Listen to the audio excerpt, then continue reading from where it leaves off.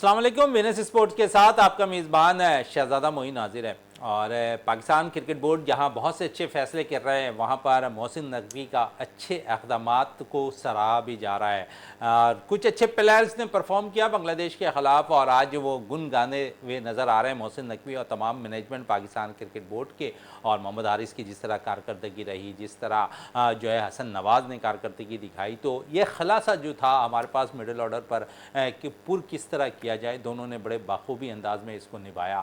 लेकिन उसके साथ साथ वाइट बॉल और पाकिस्तान सुपर लीग और डोमेस्टिक क्रिकेट के अंदर उम्दा परफॉर्मेंस दिखाने वाले क्रिकेटर्स को जो है अब पाकिस्तान क्रिकेट बोर्ड और ने तलब कर लिया है। साथ साथ कोच माइक हसन भी यहाँ पर मौजूद होंगे और साथ साथ जिन खिलाड़ियों को तलब किया गया है, पाकिस्तान क्रिकेट बोर्ड ने जिन खिलाड़ियों को तलब किया, मैं ज़रूर चाहूँगा कि उनके हवाले से ज़रूर मैं बात करूँ। इस वक्त पाकिस्तान क्रिकेट बोर्ड ने जो है, जिस तरह मैंने बताया कि पाकिस्तान सुपर लीग में उम्दा परफॉर्मेंस देने वाले, डोमेस्टिक में उम्दा परफॉर्मेंस देने वाले खिलाड़ियों समेत 22 खिलाड़ियों को तलब किया है। उन 22 खिलाड़ियों में जो खिलाड़ी शामिल हैं उनमें मैं ज़रूर आपको बताना चाहूँगा। बाबर आजम इस टीम में शामिल हैं जो 22 रुकनी टीम के लिए तलब किया है। उस्मान खान, सऊद शकील, शाहिद अजीज़, अब्बास आफरीदी, सलमान मिर्ज़ा, मीर हमज़ा, अब्दुल्ला शफीक, ख्वाजा नाफे, हैदर अली, अहमद दानियाल, मेहरान मुमताज़, शाहीन शाह अफरीदी, खुर्रम शहजाद, मोहम्मद रिजवान,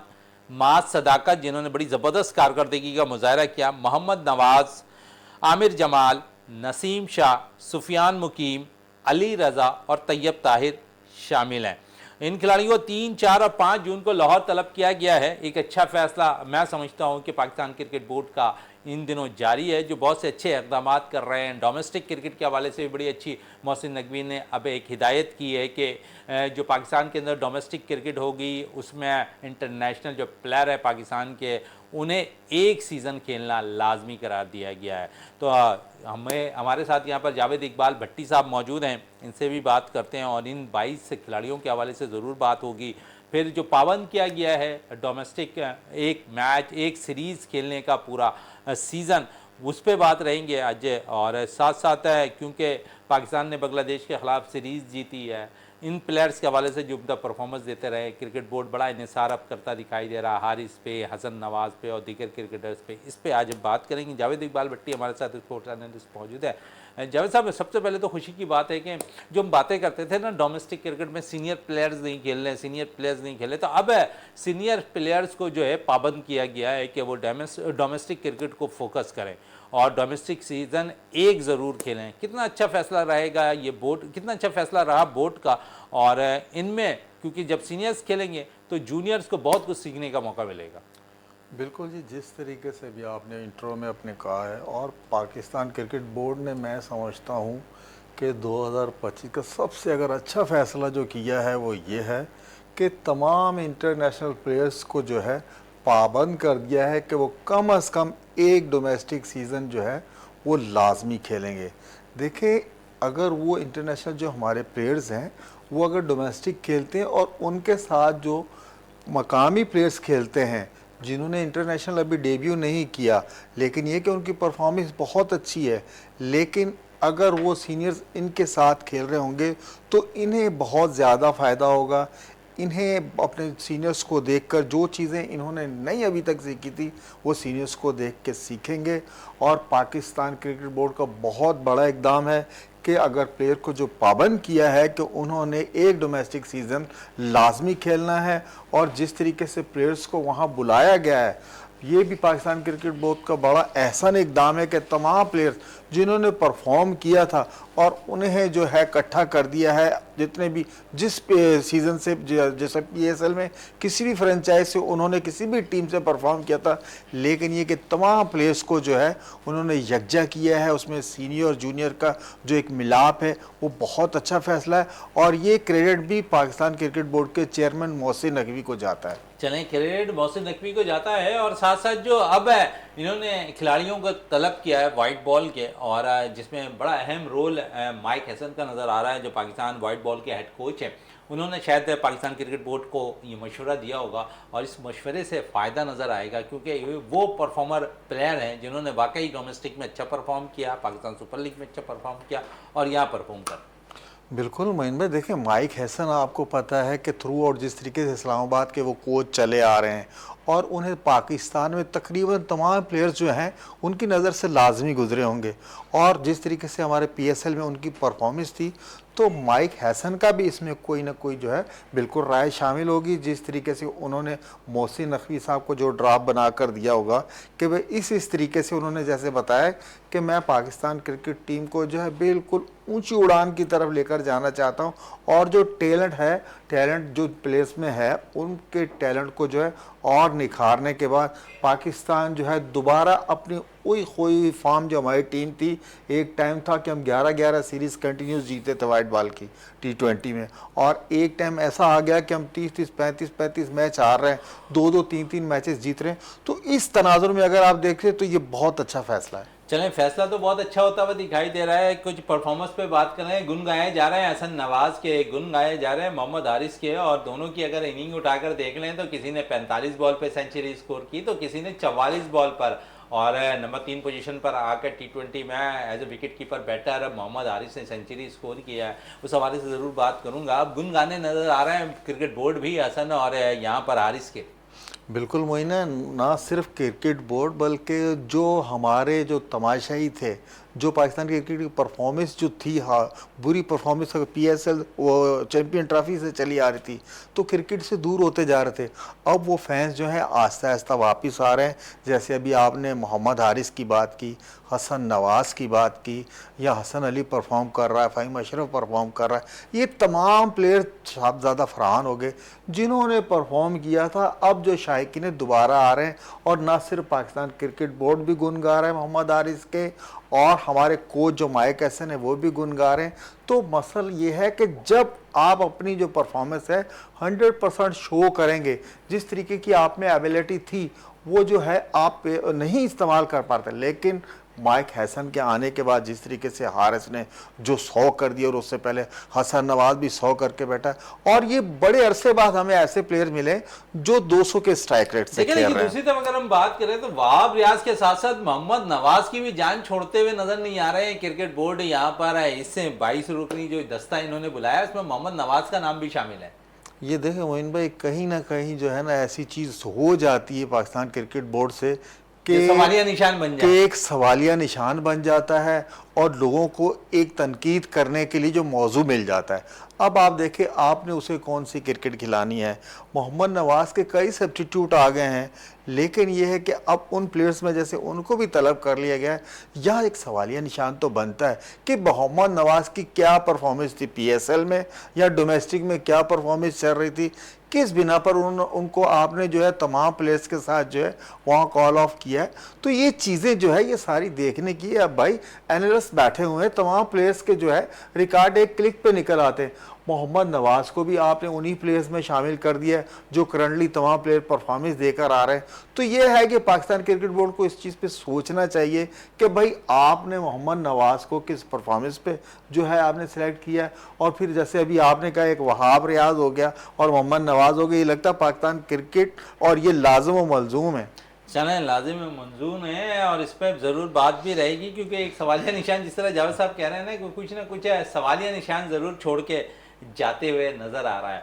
और सवालिया निशान तो यहाँ क्रिकेट पे बहुत सी बातें रहेंगी, लेकिन अरशद नदीम पे भी थोड़ी बात कर लेते हैं। और जिस तरह उनकी परफॉर्मेंस रही है, जिस तरह उन्होंने परफॉर्मेंस दी है, जिस तरह जनूबी कोरिया में उन्होंने एथलेटिक्स में जेवलिन थ्रो के अंदर जो है पाकिस्तान को एक दफ़ा फिर गोल्ड मेडल जिताया। लेकिन कुछ अब खबरें आ रही हैं जो वादे किए गए उनसे वो निभाए नहीं जा रहे हैं। वतन वापस पहुँचे, बड़ा ज़बरदस्त इस्तकबाल भी रहा लाहौर के एयरपोर्ट पर, उनका मीडिया से भी बात की, पाक अफवाज के नाम उन्होंने अपना गोल्ड मेडल भी कर दिया, तो सब कुछ किया उन्होंने। लेकिन खबरें अभी आ रही हैं जो वादे किए गए बोर्ड की जानिब से, और ऐसा लगता है कि वो वादे उनके साथ पूरे नहीं हो रहे। एक ऐसा सितारा जिसने पाकिस्तान को ओलंपिक्स में जो है टाइटल जिताया, गोल्ड मेडल जिताया, फिर जनूबी कोरिया में अभी हाल ही में एथलेटिक्स जो जेवलिन थ्रो में एक दफ़ा फिर पाकिस्तान के लिए गोल्ड मेडल जीते, और फिर वतन वापस पहुँचे, पाक फौज के नाम किया उन्होंने गोल्ड मेडल अपना, और फिर शायद उनसे जो वादे किए गए थे वो अब तक निभाए नहीं जा रहे। सरासर ज़ाती नज़र आती है आपको?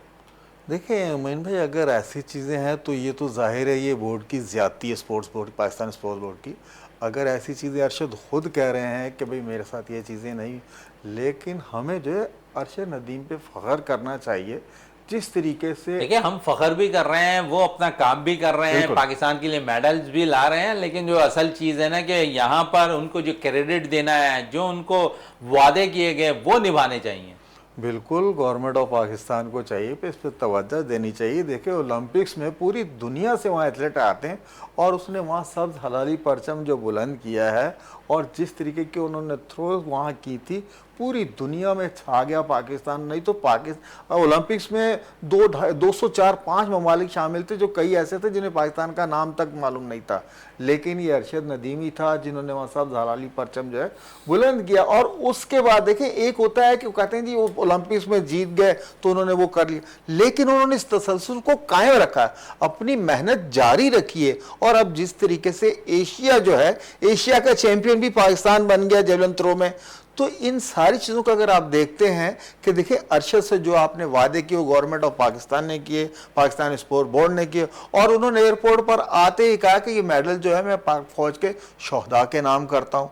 तो इससे बड़ी और क्या कुर्बानियाँ होंगी। अगर पाक फौज कुर्बानियाँ दे रही हैं तो हमारे जो प्लेयर्स हैं उनके शाना बशाना खड़े हैं, वो चाहे मजदूर तबका हो, तालिब इल्म हो, किसी भी आप लिहाज से ले लें, तमाम जो है पाकिस्तान के साथ खड़े हैं। तो पाकिस्तान गवर्नमेंट को भी चाहिए कि अरशद नदीम के साथ जो जो आपने वादे किए हैं अब उन्हें वफा करने का टाइम आ गया है। उन्होंने आपको ना सिर्फ ओलंपिक में मेडल बल्कि हम एशिया के भी जो है बड़ी बिल्कुल अच्छी बात चैंपियन बन की कि गए। एशिया के भी मेडल हम ने अपने नाम कर लिया जेवलिन थ्रो के अंदर। और अरशद नदीम जो कामयाबी के राह पर चलता हुआ नज़र आ रहा है, उसने पाकिस्तान के लिए जिस तरह टाइटल हासिल किया, पाक फौज के नाम किया उन्होंने टाइटल, और फिर इसी तरह वो जज्बा मज़ीद आगे लेकर जाएंगे, पाकिस्तान के लिए मज़ीद टाइटल जीतेंगे। इस पर गुफ्तगू और भी रहेगी हमारी अरशद नदीम के हवाले से, और साथ साथ क्योंकि हम पाकिस्तान क्रिकेट बोर्ड पे काफ़ी बातें करते हैं, कुछ प्लेयर्स के हवाले से भी बातें करते हैं कि इन आउट का सिलसिला उनके साथ जारी है।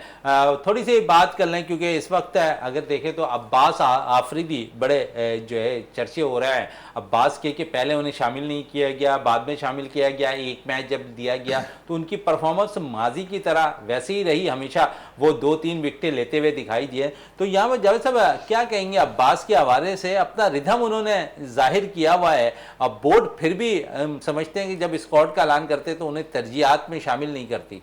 बिल्कुल मोहन भाई, देखें जब टीम का ऐलान हुआ था तो मोहम्मद अब्बास जो है दूर तक, अब्बास अफरीदी जो है वो दूर तक उनका नाम नहीं था, लेकिन ये तो है कि वसीम जूनियर इंजर्ड हुए तो रिप्लेसमेंट में आए, आपने उनको जो मुंतखब नहीं किया था, लेकिन वो तसलसल जो PSL में चला आ रहा था अब्बास का, उन्होंने वहीं से स्टार्ट लिया। गो कि आपने 2 मैच नहीं खिलाया, तीसरा मैच जब उन्हें खिलाया तो वो प्रेशर गेम था उनके लिए कि परफॉर्मेंस भी करनी है, लेकिन उन्होंने डेथ आवर्स में और जिस तरीके से आखिरी आवर्स में आकर बॉलिंग किए, उनका तसलसल और उनकी जो मेहनत थी वो नजर आ रही थी। तो ये है कि अब्बास के साथ जो है ज्यादती थी ना सेलेक्ट करके, लेकिन चले रिप्लेसमेंट में ही सही आए, लेकिन उन्होंने अपने आप को मनवा लिया। यहाँ पर मनवाना ज़रूरी होता है और उन्होंने मनवाया है। और लेकिन इस सीरीज़ के अंदर एक ऐसे बैटर ने अपने आप का लोहा मनवा लिया है, हसन नवाज, जिन्होंने पहले इससे कबल सेंचुरी स्कोर की हुई थी और फिर इससे सीरीज़ के अंदर भी उम्दा परफॉर्मेंस देते रहे। लोहा उन्होंने मनवा लिया, जगह अपनी बना ली, और ऐसा लगता है कि अब बाबर और रिजवान पर जो सिलसिला है ना कि बहुत ज़्यादा भरोसा मैनेजमेंट का नज़र आ रहा था, ऐसा लगता है कि उसमें अब कुछ एक कमी आएगी, क्योंकि मिडिल ऑर्डर बड़ा मुस्तहकम नज़र आ रहा है पाकिस्तान का। जो ये न्यू टीम बनी हुई है T20 की, उसमें आप देखें कि नंबर 3 पोजीशन से अगर शुरू भी करते हैं, नंबर 7 पोजीशन तक भी आप जाते हैं तो आपको तमाम ही बैटर नज़र आएंगे, और तमाम बैटर्स ने यहाँ पर परफॉर्म किया हुआ है, सिवाय 2 ऐसे बैटर्स के जिन्होंने अभी उन्हें मौका नहीं मिला। जिस दिन उन्हें मौका मिलेगा वो भी मैं समझता हूँ कि खुल के खेल लेंगे। खुशदिल और फ़हीम को उस किस्म का खुला मौका नहीं मिला, लेकिन मैं समझता हूँ ज़ाती तौर पर जिस दिन उन्हें मौका मिला वो खुल कर खेलेंगे। बिल्कुल मोइन भाई, ना सिर्फ फ़हीम और खुशदिल बल्कि आपको पता है कि इरफान खान नियाजी भी ये बेंच पे स्ट्रेंथ हमारी है, उन्हें भी मौका नहीं मिला। लेकिन जैसे अभी आपने बात की ना कि मिडिल ऑर्डर हमारा मजबूत हो गया, अब जो है हमें जो है ज़्यादा रिलाई नहीं, रिजवान और बाबर पे नहीं करना। मोइन भाई ऐसी बात मैं नहीं देख रहा है। असल मसला ये है कि अगर बाबर देखिए, आपको पता है बाबर ने कमबैक करना है, रिजवान ने करना है, शहनशाह अफरीदी ने करना है, लेकिन अब ये होगा कि जिस तरीके से बाबर पे जो प्रेशर होता था या रिजवान पे जो प्रेशर होता था, वो प्रेशर कम नजर आएगा। लेकिन इस वक्त वक्फे के लिए कहा जा रहा है, वक्फे से बाद वापस जब आएंगे तो बाबर, रिजवान और उस्मान पे जरूर बात रहेगी हमारी। इस वक्त वक्फे पे चलते हैं, वक्फे से वापस आते हैं तो मजीद गुफ्तगू को जारी रखें।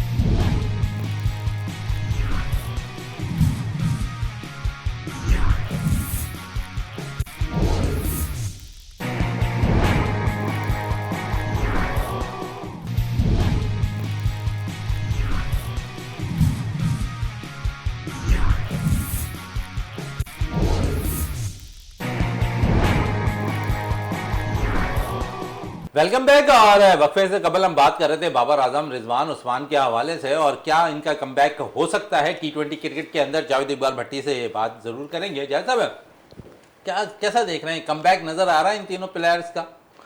देखें मोइन भाई, अगर आप कमबैक की बात कर रहे हैं तो आप हमारी टीम की परफॉर्मेंस देखें। इन लड़कों ने जो परफॉर्मेंस दी है बांग्लादेश के ख़िलाफ़, नो डाउट इन्होंने बिल्कुल क्लीन स्वीप कर दिया बांग्लादेश को। लेकिन आपको ये भी जो है मद्देनज़र रखना चाहिए कि आपकी टीम ने बांग्लादेश की उस टीम को बीट किया, उसको वाइट वॉश किया है, जो अभी UAE से जो है सीरीज़ हार कर आ रही है। तो ये चीज़ें रखें। अगर थोड़ा सा अच्छी टीमें जब आएंगी तो इन लड़कों का वहाँ जो टेम्परामेंट और स्किल्स पता चलेंगी। जैसे वेस्ट इंडीज़ हो गया, आपका साउथ अफ्रीका हो गया, वहाँ के विकेट्स पे वहाँ जाके जब आप खेलेंगे तो इन लड़कों को इतना ज़्यादा एक्सपीरियंस नहीं है। जैसे आपने बात की बाबर की, रिजवान की, शहनशाह अफरीदी की, बिल्कुल उन्होंने कमबैक करना है। आपकी टीम को उनकी ज़रूरत है। ऐसे सीनियर्स प्लेयर जब टीम में होते हैं, अब जो है टीम जो है आपने यहाँ कंप्लीट कर ली, ऐसा नहीं है कि आपकी टीम कंप्लीट हो गई है। भाई जब आप बाहर खेलने जाएंगे सीरीज़, वहाँ आपकी स्किल्स का इम्तिहान होगा। तो मैं ये देख रहा हूँ इन तीनों प्लेयर्स ने जो है वाइट बॉल में बिल्कुल वापस आएंगे और कमबैक करेंगे। और हमारी टीम में जो नए प्लेयर आ रहे हैं, जैसे हसन नवाज़ हो गया, हारिस हो गया, साहबजादा फरहान है, फ़खर साहब, इनके ऊपर जो प्रेशर था बाबर के आउट होने के बाद जो आ जाता था, ये प्लेयर जो है कि बाबर आउट हो गया तो समझो ये पैनिक। अब पैनिक नहीं है, माशाल्लाह नीचे से भी हमारे तगड़े प्लेयर आ रहे हैं। तो मैं कहता हूँ कि इनके आने से टीम और ज़्यादा मजबूत हो जाएगी। बड़ी अच्छी बात की कि इनके आने से टीम मजबूत हो जाएगी। लेकिन पैनिक की बात के साथ साथ थोड़ी सी, क्योंकि स्ट्राइक रेट है, इन पे बड़ी तनकीद होती रही तीनों प्लेयर्स के ऊपर, खासकर दो प्लेयर्स बाबर और रिजवान पे तो काफ़ी तनकीद हुई कि इनका स्ट्राइक रेट ऐसा नहीं है कि T20 फॉर्मेट के मुताबिक खेलें। लेकिन जिस किस्म की परफॉर्मेंस अभी हाल ही में पाकिस्तान टीम ने दिखाई है, स्ट्राइक रेट आप ले लें, पावर प्ले ले लें, आप मिडल्स पे ले लें, आपको हर जगह बैलेंस नज़र आया है टीम। अगर फिर हम वही पीछे की तरफ चले जाएंगे, आगे की तरफ नहीं देखेंगे, यही सोच अपनी जहनों में बैठा के रखेंगे कि बाबर, रिजवान के आने से टीम मजीद मजबूत हो जाएगी, तो शायद हक तलफी होगी इन नौजवान क्रिकेटर्स की। नहीं मोइन भाई, देखिए उनमें से अगर बाबर, रिजवान आएंगे तो लाजमन ये पाकिस्तान के 11 रुकनी स्क्वाड में शामिल होंगे, तो फिर दो प्लेयर्स तो कम से कम बाहर बैठेंगे ना। बिल्कुल आप सही कह रहे हैं मोइन भाई। ये कहना कि हम फिर दोबारा पीछे की तरफ जाएंगे, ऐसा नहीं है। मैं आपको बार बार यही कह रहा हूँ कि जब थोड़ी तगड़ी टीमें आएंगी, वहाँ इन लड़कों का पता चलेगा। और जब बाहर खासकर जैसे साउथ अफ्रीका हो गया, वेस्ट इंडीज़ हो गया, वहाँ जब हमारी टीम जाएगी, इंग्लैंड हो गया, न्यूजीलैंड हो गया, जब ऐसे ममालिक में टीमें जाएंगी, और इससे पहले आपने हाल देख लिया जो सलमान अली आगा की क़यादत में शादाब खान नायब कप्तान थे, जब न्यूजीलैंड हम गए तो वहाँ सिर्फ एक ही मैच जीते, वो हसन नवाज़ की एक इंडिविजुअल परफॉर्मेंस थी जिसकी वजह से आप जीत गए। तो ये है कि आपको इन सीनियर्स की ज़रूरत होगी। बाहर आपको ऐसा देखें T20, अब देखिए बाहर हमें सिर्फ एक दफ़ा अमेरिका जाना है, एक दफ़ा हमने जो है बांग्लादेश जाना है, 2 सीरीज़ हमने होम खेलनी है। श्रीलंका के खिलाफ हम होम खेलेंगे, जनूबी अफ्रीका के खिलाफ हम होम सीरीज़ खेलेंगे, तो 2 बड़ी टीमों के खिलाफ तो हम होम सीरीज़ खेल रहे होंगे। वेस्ट इंडीज़ के खिलाफ आप अमेरिका में खेल रहे होंगे, दोनों के लिए यकसा बराबर 50-50 विकटें होंगी, तो वहां तो एडवांटेज नजर आता है। लेकिन वेस्ट इंडीज की टीम भी इस वक्त अच्छी परफॉर्मेंस दे रही है, नो डाउट। बिल्कुल मोइन भाई, मैं वही अर्ज कर रहा था। देखिए, वेस्ट इंडीज की टीम भी बहुत अच्छी परफॉर्मेंस दे रही है और साउथ अफ्रीका की टीम भी वाइट बॉल में आपको पता बहुत अच्छी परफॉर्मेंस दे रही है। और फिर हमने बांग्लादेश जाके जब बांग्लादेश से खेलना, तो मैं ये देख रहा हूँ कि उनकी टीम जो है कंप्लीट हो चुकी होगी। जो उनके प्लेयर पाकिस्तान नहीं आए थे वो भी टीम में शामिल हो जाएंगे। जो उनके बैट्समैन और बॉलर थे वो भी थोड़ा, और फिर होम ग्राउंड का एक अपना एडवांटेज होता है। वहाँ भी जो हमारे लड़के जब खेलने जाएंगे तो वहाँ भी पता चलेगा। असल मसला जैसे ही आपने अमेरिका का कहा, अमेरिका में दोनों के लिए एक जैसा वेदर होगा।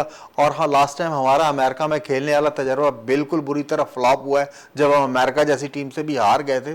तो इन सारी चीज़ों के साथ साथ हम ये नहीं कहते कि भाई इनका ये हरफ आखिर है, अगर ये टीम में नहीं होंगे तो टीम नहीं चल सकती। असल मसला ये है कि उनका तजर्बा और एक्सपीरियंस जो है इन नए लड़कों में जब मुंतकिल होगा तो ये लड़के जो है और अच्छी परफॉर्मेंस देंगे। बड़ी अच्छी बात कही। और इसी को मुंतकिल करने के लिए पाकिस्तान क्रिकेट बोर्ड ने जो एक पाबंदी सी लगाई है सीनियर क्रिकेटर्स पर, और वो ये लगाई है कि एक डोमेस्टिक सीजन जरूर ये सीनियर प्लेयर्स खेलेंगे। तो कितना फायदा होगा, आप जो बात कर रहे हैं ना कि नेशनल टीम में आकर इन्हें तजुर्बा होगा, तजुर्बा तो आपका हासिल होगा यहाँ पर डोमेस्टिक क्रिकेट के अंदर। और अब ये जब डोमेस्टिक क्रिकेट खेलेंगे तो मजीद अपने तजुर्बे जो जूनियर को देंगे। बिल्कुल मोहन भाई, ये हम बारहा इस प्लेटफॉर्म से भी कह चुके हैं और भी मुख्तलिफ नेशनल चैनल्स पे कह चुके हैं कि भाई आप जो ये एनओसी प्लेयर्स को दे देते हैं बाहर की लीग्स में खेलने की, और फिर हमारे जो इंटरनेशनल प्लेयर हैं चंद एक ऐसे हैं कि जिनके मेरे को लगता है कि कहीं गर्दन में सरिया वगैरह आया हुआ है, वो अपनी शान के खिलाफ समझते हैं डोमेस्टिक खेलना।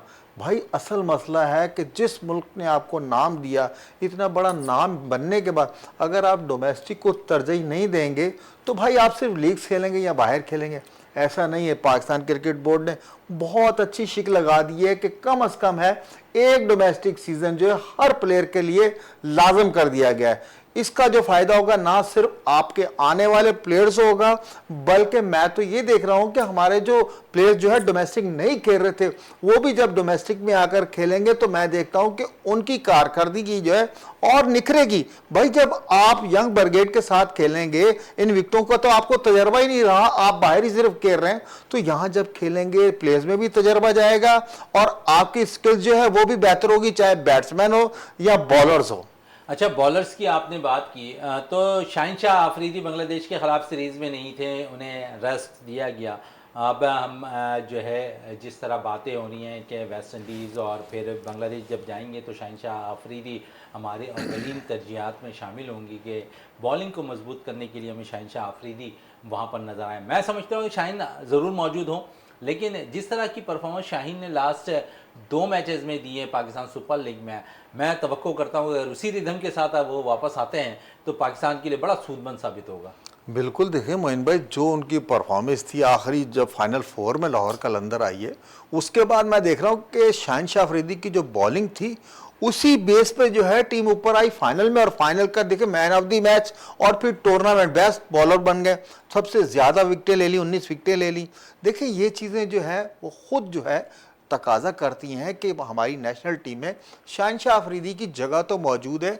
और जैसे आपने कहा कि जिस रिदम से उन्होंने पीएसएल में अख्ताम किया था वहीं से आकर जो है नेशनल टीम में आगाज़ करेंगे, क्योंकि हमने तीसरे मैच में बांग्लादेश के खिलाफ देख लिया था जब बांग्लादेश के जो बैट्समैन थे टारगेट सेट करने की तरफ जा रहे तो उन्होंने हमारे बॉलर्स के खिलाफ जो है पावर प्ले बहुत अच्छा खेला और 110 रन की शराकत कायम कर दी।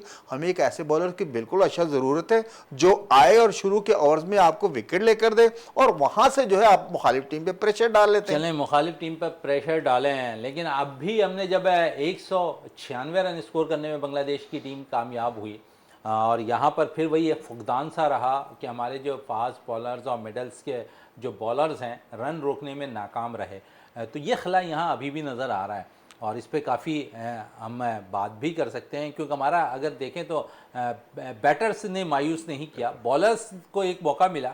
हम ये चाह रहे थे कि बांग्लादेश 150 के अंदर आउट हो जाए, लेकिन बॉलर्स ने वही किया, क्योंकि हमें कमी उसी जगह पे नज़र आ रही है मिडल्स पे, और यहाँ फिर मिडल्स पे रन बनते दिखाई दिए। तो आप समझते हैं यहाँ वर्क करने की अभी भी ज़रूरत है हमें, और शाहीन जैसे बॉलर्स, वसीम जूनियर जो मिडल से बड़ा अच्छा बॉल करते हैं, उन्हें टीम में वापस लाने की ज़रूरत है। और फिर नसीम, हारिस, क्योंकि नसीम को तो खैर मौका नहीं मिला, हारिस को मौका ज़रूर मिला।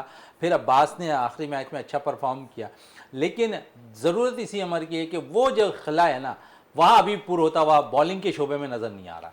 बिल्कुल मोइन भाई, मैं देख रहा हूँ कि वो जो फेज़ था, जिस फेज़ में हमारी कमज़ोरियाँ थी वो अयां हो गई, सबको नज़र आ गई। तो मैं ये देख रहा हूँ कि हमारे जो कोच हैं माइक हैसन, उन्होंने भी इस चीज़ को देखा होगा, और हमारी मैनेजमेंट और कप्तान सलमान अली आगा ने ये बहुत अच्छा फ़ैसला किया था कि हम बांग्लादेश को खिलाते हैं, आज हमारे बॉलर्स जो हैं उन्हें आजमाया जाए। लेकिन बॉलर्स उस इम्तिहान में जो मैं देख रहा हूँ पूरा नहीं उतरे। देखें, गो के आपने अब्बास अफरीदी को जब मौका दिया तो उन्होंने ओवर्स जो आकर अच्छे ओवर्स एक स्पेल करा दिया और 2 आउट भी कर दिए। लेकिन जैसे अब आपने कहा कि इस फेज़ में आकर जो है हमारे पास अभी भी जो है सीनियर्स बॉलर का खला मौजूद है। वो बॉलर्स नहीं है कि डेथ आवर्स में जो है आपको जो है रन्स जो लगने होते हैं उस टाइम पर आपकी बॉलिंग का पता चलता है कि आपका मयार क्या है। और बांग्लादेश ने जैसे 200 यानी 196 रन्स कर लिए थे, और आपकी बहुत तगड़ी बॉलिंग थी, और होम ग्राउंड के सामने देखिए यहाँ एक इस पोजीशन पर आकर एक सवालिया निशान बनता है। माइक हसन ने बहुत अच्छा फैसला किया कि जो है मुखालिफ टीम को बैटिंग देख के अपने बॉलर्स को आजमाया, और इस फेस के बारे में जो है ना उन्होंने पावर प्ले में कोई विकेट ली, और फिर मिडल्स में आकर जब वो बिल्कुल ही जो है अब्बास को आपने चेंज किया, वहाँ से थोड़ा सा रन्स की जो है रफ्तार रुकी। तो इस फेस में बहुत मेहनत करने की ज़रूरत है। बड़ी अच्छी बात की, इस फेज़ पे मेहनत करने की ज़रूरत है, और इस फेज़ पे मेहनत इस वजह से की जाएगी कि यहाँ पर आपके पास वो बॉलर्स लाने पड़ेंगे। कुछ फैसले अच्छे हो रहे थे, वसीम जूनियर मिडल्स पे अच्छी बॉलिंग का मुजाहरा कर रहे थे, रन रोकते दिखाई दे रहे थे। फ़हीम क्योंकि टीम में इन हैं, फ़हीम परफॉर्मेंस भी दे रहे हैं, लेकिन शायद फ़हीम से बेहतर चॉइस वसीम जूनियर हैं कि वो मिडल्स पर जो है रन रोकने की भरपूर कोशिश कर रहे हैं। बांग्लादेशी टीम अगर मिडल्स पे अच्छा स्कोर कर रही है, तो जब तगड़ी टीमें आएंगी और जनूबी अफ्रीका जैसी टीम होगी, श्रीलंका जैसी टीम होगी, वेस्ट इंडीज़ जैसी टीम होगी जिसका मिडिल ऑर्डर और ज़्यादा मुस्तहकम है इन बांग्लादेश के मुकाबले में, तो वहाँ मज़ीद परेशानियों का सामना करना पड़ेगा। साथ साथ मोहम्मद रिजवान, हारिस की परफॉर्मेंस के बाद मोहम्मद रिजवान का कमबैक मुश्किल दिखाई दे रहा है T20 क्रिकेट के अंदर। आप समझते हैं कि वनडे के कप्तान है मोहम्मद रिजवान? बिल्कुल मोइन भाई, जिस तरीके से मोहम्मद हारिस ने परफॉर्मेंस दी है बांग्लादेश के खिलाफ, 179 रन्स किए हैं इस टूर्नामेंट में, और बेस्ट बैटर भी रहे हैं, मैन ऑफ द टूर्नामेंट भी रहे हैं।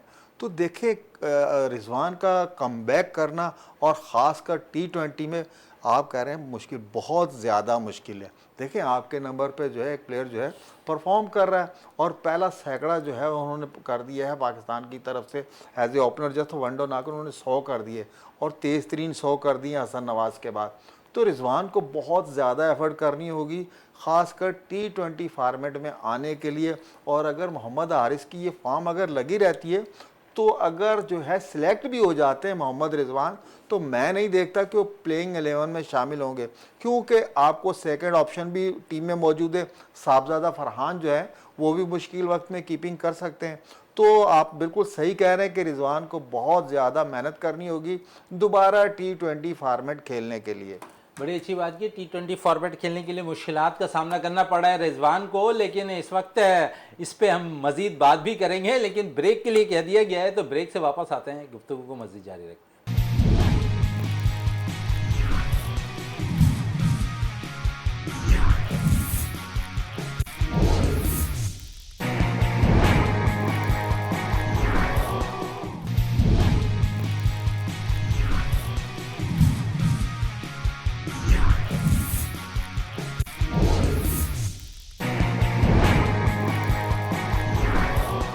Welcome back. और बात कर रहे थे हम यहाँ पर ख़ासकर मोहम्मद रिजवान के हवाले से, और साथ साथ बड़ी अच्छी परफॉर्मेंस मोहम्मद हारिस ने कर की दी है पाकिस्तान टीम के लिए, और तीनों मैचेस में अच्छा परफॉर्म भी करते रहे, और साथ साथ कुछ उन्होंने अपने आप पर मेहनत भी की, अपने गलत स्ट्रोक को उन्होंने सही भी किया। और कितनी टेक्निक्स की ज़रूरत होती है जावेद इकबाल भट्टी साहब, हमने देखा कि हसन नवाज़ ने भी अपनी टेक्निक्स पे जो है, जो गलत शॉट्स खेलते थे उन पर भी काबू पाया है, इसी तरह मोहम्मद हारिस भी अपने गलत शॉट पे काबू पाते नज़र आए, और इसका फ़ायदा ये हुआ कि टीम को भी फ़ायदा हो रहा है, ख़ुद उनकी इंफरादी कारकर्दगी भी अच्छी हो रही है। बिल्कुल मोइन भाई, अगर हारिस की बात करें तो हारिस ने कोशिश ज़रूर की है। जो उल्टी सीधी शॉटें शुरू में आकर खेल देते थे, जैसे आखिरी उनकी जो सेंचुरी वाली इनिंग्स में उन्होंने जो है बिल्कुल एक मैच्योर बैट्समैन की तरह खेलना शुरू किया था। लेकिन वो ये ना कहते हैं कि वो आदत जो जाते जाते जाएगी। उन्होंने बीच में रैंप शॉट भी खेले, कुछ ऐसे शॉट भी खेले, लेकिन ये है कि उन्होंने अपने आप पे अप्लाई किया, सब्र पेशेंट दिखाए और विकेट पे जाके स्टे किया। स्टे करते हुए उन्होंने रन्स किए। मेरे ख्याल एक या दो बॉलें उन्होंने डॉट खेली होंगी पूरी सैकड़ा करने में। तो यह है कमाल की बैटिंग की। और जैसे आप हसन नवाज़ की बात कर रहे हैं, हसन नवाज़ ने अपनी स्किल्स और टेम्परामेंट में बहुत ज़्यादा चेंजिंग लेकर आए। और जिस तरीके से वो शुरू में ही आकर जो है, मकसद ये है कि गोल्ड लाइन से भी बॉल उठ रही है तो वो कहते थे इसको भी बाउंड्री के बाहर कर दूं। उन्होंने उस पर बहुत ज़्यादा मेहनत की है, अपने पेशेंस में मेहनत की है। और बिल्कुल जो बॉल जो मारने की जैसे ख़राब बॉल होती है एक आध ओवर में, वो ख़राब बॉल को भी बहुत अच्छी हिट करते हैं। और अच्छी बॉल, असल मसला है कि उनके रूम में अगर आपने बॉल करा दी तो वो ऐसा बैट्समैन है वो चूकता नहीं 6 मारने से। लेकिन यह है कि उनमें पेशन आया है। अब जैसे जैसे आगे सीनियर्स होता जा रहा है तो उसने तहम्मुल मिजाजी का मुजाहरा करना भी शुरू कर दिया। चलें, यहाँ तो तहमुल मजाजी का मुजाहरा भी करना शुरू कर दिया। लेकिन जाहिर साहब इस वक्त ऐसा लगता है कि बैंड स्टैंड भी पाकिस्तान क्रिकेट टीम की जो है बड़ी मजबूत दिखाई दे रहे हैं। एक के पीछे एक प्लेयर्स लगे हुए हैं। तो खुशाइन चीज़ समझते हैं आप, क्योंकि एशिया कप T20 भी है, फिर वर्ल्ड कप भी है, कुछ सीरीज भी है। तो कम बैक जो लड़के करना चाहते हैं वो यकीनन परफॉर्मेंस पे ही कर सकते हैं, क्योंकि डग आउट बड़ा मजबूत है इस वक्त। बिल्कुल मोइन भाई, ये जो टाइम गुजर रहा है ना, हम ये देख रहे हैं कि पाकिस्तान की ना सिर्फ नेशनल टीम बल्कि हमारा जो डग आउट है, जो 20-25 लड़कों का अभी आपने नाम लिए थे, वो भी बहुत मजबूती के साथ। असल ये है वो किसी भी प्लेयर ने अगर परफॉर्म करना है, आपको बहुत ज़्यादा मेहनत करनी होगी नेशनल टीम में आने के लिए। और आगे जैसे अभी आपने कहा है कि हमारी सीरीज़ भी हैं, वो वेस्ट इंडीज़ से हो, साउथ अफ्रीका से, बांग्लादेश से, फिर वर्ल्ड कप आने वाला है। तो हमारे उन प्लेयर्स को कम बैक करने में अब बहुत ज़्यादा मेहनत करना होगी जिनको आपने इस दफ़ा सेलेक्ट नहीं किया है T20 में।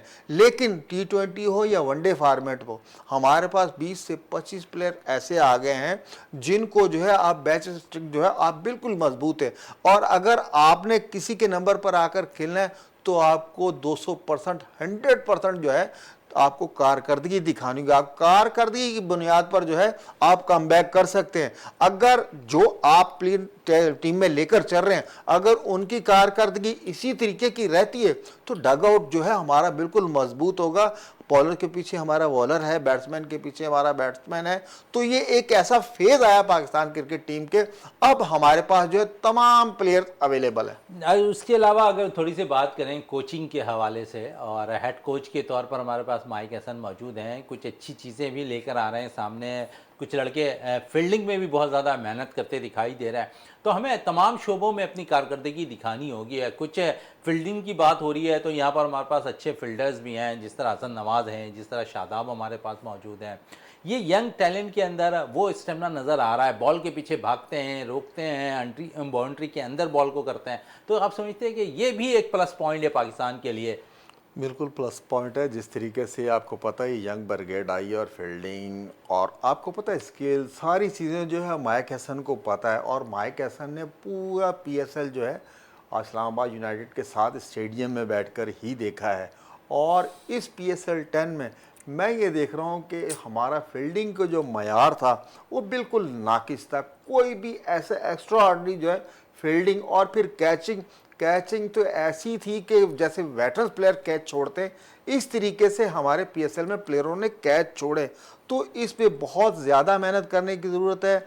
माइक हैसन को चाहिए और अपने टेक्निकल स्टाफ के साथ मिलकर, देखिए बैटिंग बॉलिंग में तो आप सब प्लेयर जो है जोहर दिखा रहेंगे, लेकिन ये है कि जब आप जब फील्ड टीम में जाती है तो फील्डर अगर बॉलर का साथ ना दें तो बॉलर जो है कोई इतना बड़ा कारनामा अंजाम नहीं दे सकता जब तक कि फील्डर्स की पूरी सपोर्ट मुहैया ना हो। तो माइक हैसन को भी चाहिए, हमारे टेक्निकल स्टाफ को भी चाहिए कि इस शोबे में फील्डिंग कैचिंग प्रैक्टिस है, इस पे ज़्यादा तवज्जो देने की ज़रूरत है।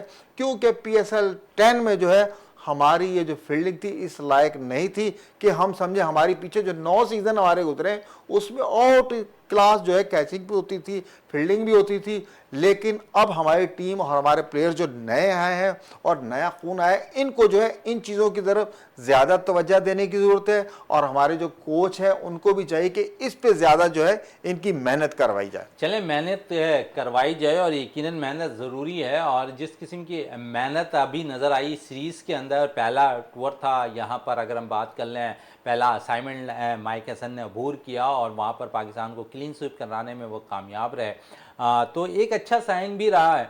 लेकिन अभी सबसे बड़ा मसला है क्योंकि अभी आपके पास टेस्ट मैचेस नहीं हैं, और टेस्ट मैचेस के हवाले से भी क्योंकि आपके पास है वाइट बॉल का तो कोच आपके पास मौजूद है, और क्योंकि रेड बॉल के लिए भी अपने अभी कोच का ऐलान करना है, तो क्या समझते हैं कौन से जो 5-6 नाम अभी गर्दिश करते हुए नज़र आ रहे हैं, फैसला नहीं हो पाया, या फिर हमें निसार माइक हसन पे करते दिखाई देंगे?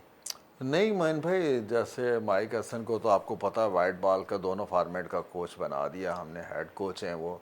लेकिन रेड बॉल का जो कोच है, जैसे अभी आपने 3-4 नाम देखे हैं जो चल रहे हैं, उनमें आपको पता सर फहरस्त मिसबाउल हक और सरफराज अहमद का नाम भी चल रहा है।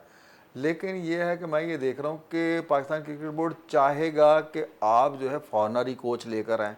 देखिए फॉरनर कोच तो ले आते हैं, लेकिन फॉरनर कोच वो चीज़ें, जैसे आपको पता है गैरी क्रिस्टन थे और हमारे गिलेस्पी थे, वो भी हमारी टीम की जो है कोचिंग नहीं सर कर सके। हमारे जो जब तक हमारे जो आपको पता है ना मैनेजमेंट में जो ऐसे लोग बैठे हुए हैं जो बाहर वाले कोचेस को नहीं चलने देते, और बाहर वाले कोचेस ने आपको पता है बरमला इस चीज़ का इजहार भी किया है कि वहाँ हमने कोचिंग जो करनी होती है हमारे पीछे से ये चीज़ें मुश्किलात आती हैं। उन्होंने अपने ट्वीट भी किए हैं, उन्होंने बिल्कुल प्रेस में भी कहा है। तो ऐसी चीज़ें नहीं हैं। देखें, अगर पाकिस्तानी टीम में कोच रेड बॉल का लगाना है, और वो सॉरी रेड बॉल का अगर आपने किसी को लगाना है, तो आपके पास बहुत अच्छी चॉइस है। आपके पास सरफराज अहमद जैसे बैट्समैन बैठे हुए हैं जो रेड बॉल के बहुत अच्छे कोच साबित हो सकते हैं, और जिस तरीके से उन्होंने पाकिस्तान की फतवात में अपना हिस्सा मिलाया है। लेकिन अब मिसबा और सरफराज, मैं देख रहा हूँ कि इन दोनों में थोड़ा सा टाई चल रही है। चलें, आप कह रहे हैं कि मिसबा का टाई ज़रूर चल रहा है, लेकिन मिसबा एक अच्छे कोच, जिस तरह अंडर 19 सतह पर मोहम्मद यूसुफ काम कर रहे हैं, मिसबा काम कर रहे थे, और मेन टीम के लिए अगर ये काम करेंगे ना तो कुछ फ़ायदा होता हुआ दिखाई देगा नेशनल टीम को भी। और क्योंकि पाकिस्तान के टेस्ट मैचेस की अगर हम थोड़ी सी बात करें तो पाकिस्तान अभी टेस्ट मैचेस नहीं खेलने हैं, लेकिन यहाँ पर पाकिस्तान टीम ने कुछ अच्छे T20 मैचेस खेलने हैं। यहाँ आपके पास अच्छे कोच मौजूद हैं, यहाँ आपके पास अच्छे प्लेयर्स मौजूद हैं, आपके पास बेंच स्टैंड अच्छा मजबूत है मौजूद है। तो उम्मीद यही की जा रही है कि पाकिस्तान टीम एक अच्छा परफॉर्म करती हुई दिखाई देगी, क्योंकि सीरीज़ है, 1-2 सीरीज़ है, होम सीरीज़ है, और इसमें पाकिस्तान टीम अगर अच्छी कारकर्दगी दिखाती है तो फिर T20 एशिया कप है, T20 वर्ल्ड कप है, उसके लिए टीम का अनाउंस होना है। तो ये एक अच्छा साइन रहेगा कि अभी से तमाम ही लड़कों को हम चेक भी कर रहे हैं, मुख्तलिफ पोजीशंस पे भी उसको भेज कर हम ट्राई कर रहे हैं। फिर साथ साथ हमें बॉलिंग में भी काफ़ी तजुर्बे करते दिखाई दिए बांग्लादेश के खिलाफ सीरीज़ में।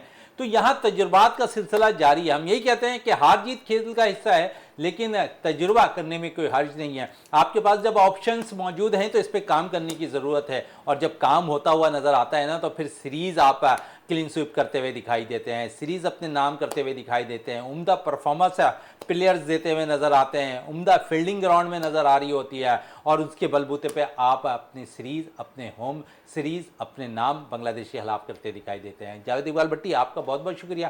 प्रोग्राम का अख्ताम करते हैं इस दुआ के साथ कि पाकिस्तान में खेल और खिलाड़ी तरक्की करते रहें और पाकिस्तान का सबसे लाली परचम दुनिया भर में रोशन रहे। इसी के साथ अपने मेज़बान शहजादा मोइन को इजाज़त दें। पाकिस्तान जिंदाबाद।